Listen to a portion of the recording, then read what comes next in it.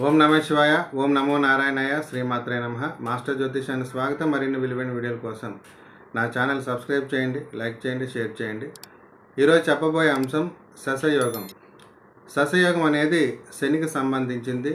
వ్యక్తిగత జాతకంలో శని కేంద్రంలో ఉంటూ మకరంలో కానీ, కుంభంలో కానీ, అలాగే తులలో కానీ ఉంటే ఈ యోగం ఏర్పడుతుంది. అంటే కేంద్రస్థానం అవుతూ రాశి అయితే తుల, మకర, కుంభాలు అవ్వాలి. అదే సందర్భంలో పాపగ్రహ సంయోగం ఉండరాదు, పాపగ్రహ దృష్టి ఉండరాదు. అప్పుడే శని సంపూర్ణంగా శశయోగాన్ని ఇస్తాడు. శశయోగం ఉన్న వ్యక్తులకి వృత్తి వ్యాపారాల్లో విపరీతంగా కలిసి వస్తుంది. పేరు ప్రఖ్యాతులు ఉంటాయి, ధనవృద్ధి ఉంటుంది.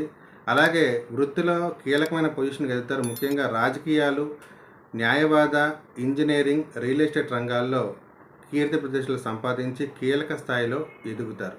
అలాగే మంచి ఆయుష్ని, యశస్సుని కూడా ఈ జాతకులు పొందుతారు. శుభం.